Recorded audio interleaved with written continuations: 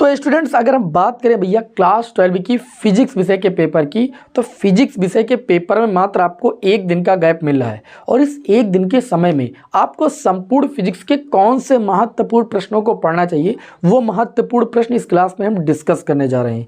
देखिए बहुत सारे विद्यार्थियों को जो है फिजिक्स विषय का जो पेपर है हार्ड लगता है। इसका कारण ये है कि वो फिजिक्स विषय के पेपर में क्या है, परिभाषाएं ज़्यादा पढ़ के जाते हैं, ठीक है, जबकि फिजिक्स विषय का जो पेपर है वो न्यूमेरिकल और डेरिवेशन से बनता है।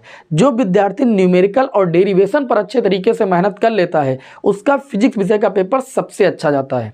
आप किसी भी फिजिक्स विषय के पेपर को उठा के देख लीजिए, हमारे पास एक मॉडल पेपर है, अभी मैं इसको सॉल्व भी आपको कराने वाला हूं, ठीक है, यूपी बोर्ड द्वारा जारी मॉडल प्रश्न पत्र, इसे मैं सॉल्व कराऊंगा। तो इसमें अगर देखा जाए तो मैंने कोई भी मॉडल पेपर उठा के देखा है वो हमेशा न्यूमेरिकल और डेरिवेशन से ही बनता है। तो यहाँ पर सबसे पहले आपको हम संपूर्ण फिजिक्स के जो है महत्वपूर्ण प्रश्नों को डिस्कस कर देते हैं और उसके बाद आप सभी लोगों को मुझे क्लास भी प्रोवाइड करना है। देखिए फिजिक्स विषय का जो पेपर है उसमें बहुविकल्पी 6 आएंगे, ठीक, बहुविकल्पी प्रश्नों की मैं मैराथन क्लास आपको देने जा रहा हूँ। अति लघुत्तरीय प्रश्न आएंगे, उसकी भी मैं क्लास देने वाला हूं, ठीक है। तो 20 नंबर जो शुरुआत होते हैं उसमें बहुविकल्पी और अति लघुत्तरीय प्रश्न होते हैं। बाकी अगर हम बात करें 3 नंबर वाले जो प्रश्न होते हैं टोटल 10 प्रश्न होते हैं और उसमें डेरिवेशन लगा होता है। डेरिवेशन बहुत ज़्यादा बड़ा वाला नहीं होता है लेकिन डेरिवेशन होता है उसमें, ठीक है। और साथ में न्यूमेरिकल भी कभी कभी दे देते हैं, न्यूमेरिकल कभी कभी क्या न्यूमेरिकल आएंगे ही उसमें। बात करें यहाँ पर जो 5 नंबर वाले प्रश्न होते हैं उसमें परिभाषा, डेरिवेशन, न्यूमेरिकल तीनों जोड़ के दे देते हैं। तो इसलिए आप सभी लोगों को जो यहाँ पर प्रश्न बताने जा रहे हैं इन प्रश्नों को आप अच्छे से तैयार कर लीजिए, सब कुछ कवर हो जाएगा। प्ले लिस्ट भी मैंने बना दी है, जब आप क्लास ओपन करके देखेंगे ही नहीं तो फिर बताइए मेरी जिम्मेदारी क्या है। मैं आप सभी लोगों के लिए संपूर्ण फिजिक्स की क्लासों को मैंने प्ले लिस्ट में सेव कर दिया है और संपूर्ण में महत्वपूर्ण प्रश्नों को भी बताने जा रहा हूँ। साथ ही में मैं आपको मॉडल पेपर भी हल कराऊंगा, साथ ही में मैं आपको संपूर्ण फिजिक्स के महत्वपूर्ण न्यूमेरिकल की भी क्लास देने जा रहा हूँ, महत्वपूर्ण बहुविकल्पी प्रश्नों की भी क्लास देने जा रहा हूं। बस आपको जरूरत है पढ़ने की। अगर आप क्लास ही नहीं करते हैं तो जाहिर सी बात है आपको फिजिक्स विषय का पेपर तो कठिन लगेगा ही, इसलिए क्लास आप सबसे पहले करना शुरू कर दीजिए। यहां पर अगर हम बात करें तो स्थिर वैद्युत की मैंने इकाई को उठाया है और इकाई के सबसे महत्वपूर्ण प्रश्नों को मैं बता रहा हूं। अब बेसिक क्वेश्चन जैसे मैंने स्थिर वैद्युत की उठाया तो वैद्युत क्षेत्र की तीव्रता क्या है, कूलाम का नियम क्या है, ये चीजें तो आपको आना चाहिए ही, ठीक है। मैं महत्वपूर्ण प्रश्नों को केवल यहाँ पर बता रहा हूँ कि वैद्युत द्विध्रुव के कारण वैद्युत क्षेत्र की तीव्रता, जैसे हम बात करें अच्छी स्थिति में, निरक्षीय स्थिति में वैद्युत क्षेत्र की तीव्रता का व्यंजक क्या होता है। मैंने आप लोगों के लिए एक डेरिवेशन की क्लास बनाई है। सेकंड पेपर के सारे डेरिवेशन हो गए, आप सभी लोग जानते हैं, ठीक है। फर्स्ट पेपर के बहुत सारे विद्यार्थी कमेंट कर रहे थे तो फर्स्ट पेपर के हमने क्या किया, डेरिवेशन की मैराथन क्लास बना दी है, उसमें कई सारे मैंने महत्वपूर्ण डेरिवेशन कराए हैं, ठीक है। तो उस क्लास को कर लीजिएगा।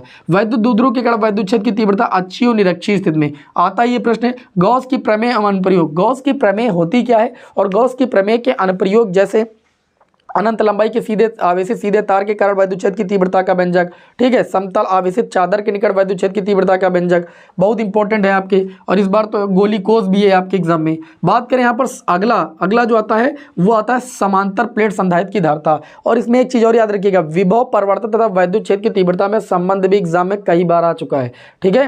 वैद्युत विभव जो होती है निरक्षीय स्थिति में जो वैद्युत विभव होता है वो शून्य होता है, वो भी सिद्ध करने के लिए 1-2 नंबर में आया है, ठीक है। लेकिन हमने बहुत ही यहाँ पर मेन प्रश्नों को आपको मैंने नोट किया है। जैसे बात करें समांतर प्लेट संधारित्र की धारिता एग्जाम में आती है, चाहे इस तरीके से पूछा जाए कि समांतर प्लेट संधारित्र की धारिता का व्यंजक प्राप्त कीजिए जबकि प्लेटों के बीच आंशिक रूप से परावैद्युत पदार्थ रखा हो। ये डेरिवेशन भी कई बार एग्जाम में आ चुका है और मैंने आप लोगों को ट्रिक से बताया है डेरिवेशन को। ईवीसी मैंने एक ट्रिक बताई, वो लगा दीजिए, समांतर प्लेट संधारित्र की धारिता का व्यंजक आपका आ जाएगा। ओके, इसमें देखिए एक ऊर्जा ह्रास का व्यंजक है, उसको भी आप देख लीजिएगा। ऊर्जा ह्रास और ऊर्जा घनत्व तो बहुत आसान है, और ऊर्जा घनत्व भी मैंने देखा कई बार एग्जाम में पूछा गया है, ठीक है। ये 2 टॉपिक भी आप पढ़ लीजिएगा। बात करें यहाँ पर वैद्युत धारा, तो वैद्युत धारा से आपको 3-4 टॉपिक सबसे ज़्यादा पढ़ने की आवश्यकता है। ओम के नियम का सत्यापन, ठीक है, किरचॉफ के नियम में संधि या धारा का नियम, दूसरा नियम ओल्टता का नियम, ठीक है। बहुत अच्छे तरीके से पढ़ने की जरूरत है। बाकी न्यूमेरिकल मैं आपको कराऊंगा। वीट डिस्टेंस से तो इस चैप्टर का सबसे मोस्ट इंपॉर्टेंट आपका टॉपिक है। इन टॉपिकों को तो बिल्कुल नहीं छोड़ेगा। मैंने यहाँ पर बहुत ही कम प्रश्न लिखे हैं, अगर आप इतने भी नहीं तैयार करते हो तो फिर कोई मतलब नहीं। आगे यहाँ पर बात करें वैद्युत धारा का चुंबकीय प्रभाव, तो वैद्युत धारा के चुंबकीय प्रभाव में सबसे मेन है बायो-सेवर्ट के नियम के अनुप्रयोग, और 2 अनुप्रयोग सबसे ज़्यादा इंपॉर्टेंट, एक परिमित लंबाई के कारण, ठीक, एक परिमित लंबाई वाला है और एक कुंडली वाला है। मैंने दोनों निगमन कराए हैं और मैंने मैराथन क्लास भी इसकी बनाई है डेरिवेशन की, उसमें भी मैंने डेरिवेशन कराए, ठीक है। क्लास कल होगी, आप सभी लोग देख लीजिएगा। बात करें यहाँ पर 2 समांतर धारावाही तारों के बीच बल लगने वाले बल का व्यंजक और इसकी सहायता से 1 एम्पियर की परिभाषा, वेरी मोस्ट इंपॉर्टेंट क्वेश्चन है एग्जाम की दृष्टि से। इस बार देखिए प्रतिचुंबकीय, अनुचुंबकीय और लौह चुंबकीय अच्छे से पढ़ लेना, सिलेबस में है प्रतिचुंबकीय, लौह चुंबकीय और अनुचुंबकीय। यहाँ से प्रश्न एग्जाम में हर साल बनता था, लेकिन अब इस बार फिर जुड़ा है तो इस बार बनेगा प्रश्न।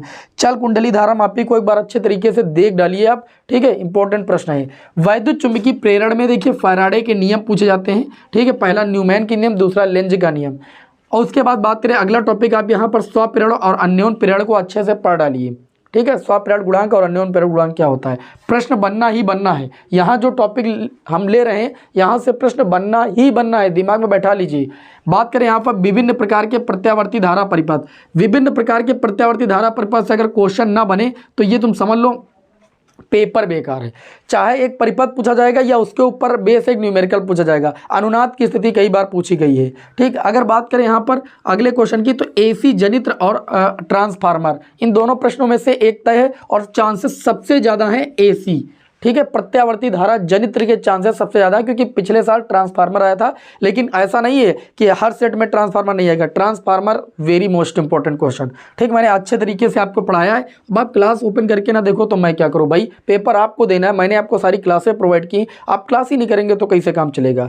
अब यहाँ पर बात करें अगले चैप्टर की तो वैद्युत चुंबकीय तरंगे। वैद्युत चुंबकीय तरंगे देखिए फिजिक्स में आपको हर एक चैप्टर के महत्वपूर्ण प्रश्न पढ़ के जाने ही पड़ेंगे भाई, ठीक है। वैद्युत चुंबकीय तरंगों की बात करें तो वैद्युत चुंबकीय तरंगों देखिए छोटा चैप्टर है और यहाँ से प्रश्न जो मैक्सिमम बनता है वो वैद्युत चुंबकीय तरंगों के अभिलक्षण से बनता है। जैसे वैद्युत चुंबकीय तरंगों की अनुप्रस्थ प्रकृति के बारे में कई बार पूछा गया है, आरेख सहित। विस्थापन धारा की परिभाषा सबसे मेन है, ठीक, और एक छोटा मोटा न्यूमेरिकल बन जाता है। इसलिए मैंने इस चैप्टर की आप लोगों को 1 शॉट क्लास दी थी, आप सभी लोगों ने की भी होगी, नहीं की होगी तो एक बार हल्का फुल्का देख लेना। सबसे अब बात करें यहाँ पर फिजिक्स सेकंड पेपर स्टार्ट होता है। Physics second paper, physics second paper में कुछ भी नहीं बाकी है भैया। फिजिक्स सेकंड पेपर में कुछ भी नहीं बाकी, फर्स्ट पेपर की मैं क्लासें आपको देने जा रहा हूँ। फिजिक्स सेकंड पेपर की प्लेलिस्ट बनी हुई, आप कर डालिए अच्छे तरीके से। प्रकाशिकी की अगर बात करें तो प्रकाशिकी में सबसे महत्वपूर्ण डेरिवेशन अभी जल्दी ही मैंने आप लोगों को इकट्ठा बताए थे एक मैराथन क्लास में, गोली पृष्ठों पर प्रकाश के अपवर्तन के सूत्र का निगमन। देखिए चाहे उत्तल पृष्ठ पर बोले चाहे अवतल पृष्ठ पर, दोनों का फिगर अलग अलग है लेकिन दोनों का डेरिवेशन सेम है। एक डेरिवेशन आना तय है, 100% एक डेरिवेशन आना तय है। लेंस मेकर सूत्र देख लीजिएगा, संयुक्त लेंस की फोकस दूरी तो आप तुरंत कर डालोगे, इसमें कोई दिक्कत वाली बात नहीं। अगला डेरिवेशन है प्रिज्म के पदार्थ के अपवर्तनांक के सूत्र का निगमन, और दूसरा संयुक्त शून्यदर्शी तथा खगोलीय दूरदर्शी। इन दोनों में से कोई ना कोई प्रश्न आना अनिवार्य है। 100% मैं बता रहा हूँ, प्रकाशिकी के ये जो मैंने क्वेश्चन लिखे यहाँ से कोई ना कोई क्वेश्चन 100% आएगा। बस आपको तैयार करने की आवश्यकता है। मैंने आप सभी लोगों को क्लास दे रखी है, प्लेलिस्ट जाइए, मैंने आपको लिंक दे दिया इस वीडियो के कमेंट बॉक्स में, ठीक है। आपको सारी क्लासें मिल जाएंगी, बस आपको करने की आवश्यकता है। जब आप करेंगे नहीं तो भैया कुछ नहीं हो सकता है, ठीक है। टीचर अब लगातार यहाँ पर अगर मैराथन करा दे और आपको तैयार हो जाए तो फिर पूरे साल क्यों पढ़ाए, ये आप समझ सकते हैं। प्रकाशिकी के बाद अगर हम बात करें अगली इकाई की, प्रकाशिकी के बाद इसमें देखिए एक तरंग प्रकाशिकी है। तरंग प्रकाशिकी में जैसे आपका क्वेश्चन आता है हाइगेंस का सिद्धांत, क्या आता है, हाइगेंस का सिद्धांत, और उसके आधार पर परावर्तन अपवर्तन की व्याख्या, ठीक है। परावर्तन और अपवर्तन की व्याख्या वेरी मोस्ट इंपॉर्टेंट क्वेश्चन। परावर्तन तथा अपवर्तन की व्याख्या सभी लोग कॉपी पर नोट कर लो और डेरिवेशन को तुरंत तैयार करो। हमने कहा कहीं जाना नहीं, मैंने प्लेलिस्ट में सारे वीडियो की लिंक दे दिए। अपवर्तन की व्याख्या मैंने अच्छे तरीके से कराई है, परावर्तन अपवर्तन की व्याख्या। उसके बाद अगर हम बात करें यहाँ पर तो जो सबसे महत्वपूर्ण टॉपिक आता है यंग का प्रयोग। यंग का प्रयोग भी मोस्ट इंपॉर्टेंट क्वेश्चन है, ठीक। यंग का प्रयोग देखिए कुछ क्वेश्चन जैसे विद्यार्थी कहते हैं सर जी सिलेबस में नहीं है, देखिए इस बार मैथ के पेपर में 2 क्वेश्चन आपके आउट ऑफ सिलेबस आए थे, तो आप इसको ध्यान में ना रखिए, ठीक है। कुछ क्वेश्चन आप पढ़ते जाइए। जैसे यहाँ पर हम बात करें फ्रिंज चौड़ाई का व्यंजक, तो आप फ्रिंज चौड़ाई के व्यंजक को एक बार देख लीजिए, हालांकि गुणात्मक व्याख्या है, ठीक है, आपके सिलेबस में, लेकिन एक बार देख लीजिएगा। अच्छा यहाँ पर और अगर हम बात करें तो अगले महत्व देखो इस बार पोलेराइड है, ठीक है। समतल ध्रुवित प्रकाश को आप अच्छे तरीके से पढ़ लीजिएगा। ध्रुवित प्रकाश, समतल ध्रुवित प्रकाश, पोलेराइड और पोलेराइड के उपयोग। पोलेराइड के उपयोग आपके एग्जाम में है भैया, पोलेराइड के उपयोग। हमने कहा सारी क्लासें आपको ये मिलेंगी, प्लेलिस्ट मैंने जो बनाई सारी क्लासें आपको मिलेंगी। पोलेराइड के उपयोग एग्जाम में कई बार आ चुका है। उसके बाद आगे यहाँ पर अगर हम बात करें तो आप अगला जो है यहाँ पर देखिए प्रकाश वैद्युत प्रभाव, एक ऐसी इकाई है जिससे क्वेश्चन पूछा ही पूछा जाना है। प्रकाश वैद्युत प्रभाव, प्रकाश वैद्युत प्रभाव के 3-4 क्वेश्चन आप अच्छे से तरीके से तैयार कर डालिए। प्रकाश वैद्युत प्रभाव, प्रकाश वैद्युत प्रभाव में मैंने आपको कहा था 3-4 परिभाषाएं हैं जो याद कर लीजिए। ऐसा है नहीं कि पेपर में 3-4 परिभाषाएं ना आए। जैसे आप सभी लोगों को पता है कि प्रकाश वैद्युत प्रभाव के नियम पूछा जाता है इसमें, ठीक है। प्रकाश वैद्युत प्रभाव है क्या, कार्यफलन क्या है, देहली आवृत्ति क्या है, देहली तरंगदैर्ध्य क्या है, निरोधी विभव क्या है, कोई ना कोई परिभाषा यहाँ से आएगी ही आएगी, ये निश्चित है भैया। आइंस्टीन का प्रकाश वैद्युत समीकरण मैंने अच्छे से पढ़ाया। आइंस्टीन का प्रकाश वैद्युत समीकरण सबसे मोस्ट इंपॉर्टेंट क्वेश्चन। आइंस्टीन का प्रकाश वैद्युत समीकरण, आइंस्टीन का प्रकाश वैद्युत समीकरण आने के फुल चांसेस, ठीक। उसके बाद यहाँ पर अगर हम बात करें आइंस्टीन का प्रकाश वैद्युत समीकरण पढ़ लेना, प्रकाश वैद्युत प्रभाव के नियम पढ़ लेना, ये सबसे मोस्ट इंपॉर्टेंट क्वेश्चन है। और अगर हम बात करें तो डी ब्रोगली तरंगदैर्ध्य, डी ब्रोगली तरंगदैर्ध्य का व्यंजक एग्जाम में सबसे ज़्यादा आने वाला प्रश्न, डी ब्रोगली तरंगदैर्ध्य का व्यंजक, आपको ये सारे प्रश्न देख के ही जाने हैं। डी ब्रोगली तरंगदैर्ध्य का व्यंजक। अच्छा, आगे अगर हम बात करें तो अगला चैप्टर था परमाणु तथा नाभिक। परमाणु तथा नाभिक चैप्टर मैंने आप सभी लोगों के कहने पर क्लास आपको प्रोवाइड की है। परमाणु तथा नाभिक से आपसे कौन से प्रश्न पूछे जाएंगे, मैंने आपको बताया कि इसमें जैसे मॉडल हैं, जैसे अल्फा कण प्रकीर्णन प्रयोग है, रदरफोर्ड का परमाणु मॉडल है, ठीक है। परमाणु तथा नाभिक, परमाणु तथा नाभिक ये एक बहुत ही मोस्ट इंपॉर्टेंट चैप्टर है जिससे क्वेश्चन आना तय है।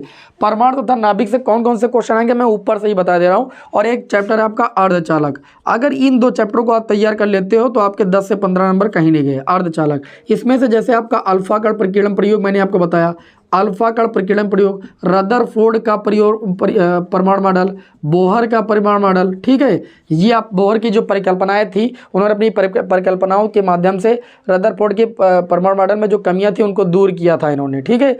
उसके बाद अगर हम बात करें तो सबसे मोस्ट इंपॉर्टेंट टॉपिक है आपका हाइड्रोजन स्पेक्ट्रम, जिसको मैंने लाइमर बामर पाशन ब्रेकर फुंड ये सब मैंने अच्छे से पढ़ा है। हाइड्रोजन स्पेक्ट्रम, हाइड्रोजन स्पेक्ट्रम ये सबसे मोस्ट इंपॉर्टेंट टॉपिक है। इसको आप अच्छे से तरीके से तैयार कर डालिए। मैंने न्यूमेरिकल भी आपको इस पर कराए हैं, ठीक है, देख डालिए, ज़्यादा समय नहीं लगेगा। और अगर हम बात करें यहाँ पर हाइड्रोजन स्पेक्ट्रम के बाद तो आपका आता है नाभिकीय संलयन, नाभिकीय विखंडन, नाभिकों का वर्गीकरण, ठीक है। नाभिकों के वर्गीकरण को आप पढ़ोगे तुरंत तैयार हो जाएगा। नाभिकों के वर्गीकरण में सम न्यूट्रॉनिक, सम भारिक, सम प्रोटॉनिक है ना, इससे परिभाषाएं आपकी पूछी जाती है नाभिकों का वर्गीकरण। और अगर हम बात करें तो नाभिकीय संलयन, नाभिकीय विखंडन पर हमेशा प्रश्न बनता है।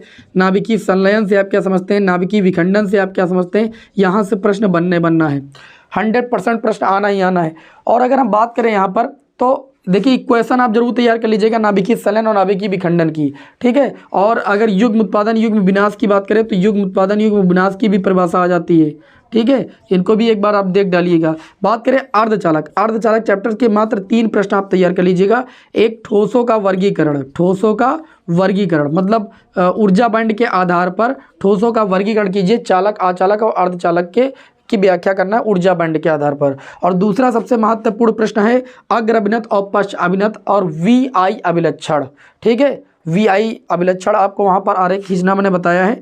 तो यहाँ पर देखिए आप तैयार कर लीजिएगा अग्र अभिनत और पश्च अभिनत। उससे पहले आप PN संध डाइबोर्ड को भी एक बार देख डालिएगा। PN संध डाइबोर्ड, PN संध डाइबोर्ड और इसका जो है अर्ध तरंगदिष्ट का अग्र अभिनत और पूर्ण अभिनत, अग्र अभिनत और पश्च अभिनत, अग्र अभिनत और पश्च अभिनत प्रश्न यहाँ से आना ही आना है। दूसरा PN संधि डाइबोर्ड, अर्ध तरंग और पूर्ण तरंग मैंने अच्छे से पढ़ाया है। PN संधि डाइबोर्ड, अर्ध और पूर्ण, एक क्वेश्चन आना यहाँ से तय है। अर्ध और पूर्ण तरंगदिष्टकारी एक क्वेश्चन आना यहाँ से तय है। समझ रहे हो कि नहीं समझ रहे हो? ये मैंने आपको संपूर्ण फिजिक्स के वो महत्वपूर्ण टॉपिक बताए हैं जिनको आपको पढ़कर जाने की आवश्यकता है ही है, ठीक। ये आप टॉपिकों को पढ़ लिए। बाकी न्यूमेरिकल की जो मैं आपको मैराथन क्लास दे रहा हूँ, बॉबिक एलपी की जो मैराथन क्लास दे रहा हूँ, उसको आप करिएगा। आपको बहुत ज़्यादा आसान लगेगा फिजिक्स विषय का पेपर। इससे बाहर फिजिक्स विषय का पेपर नहीं बनेगा, ठीक है। जो टॉपिक मैंने बोले हैं इनको आप पढ़िए, बस फालतू की इधर उधर उलूल जुलूल चीज़ें मत पढ़िए। जो आपके एग्जाम के लिए सबसे मेन है उसको आप पढ़िए। बाकी आप सभी लोगों को best of luck. Next class में मिलते हैं। जय हिंद, वंदे मातरम।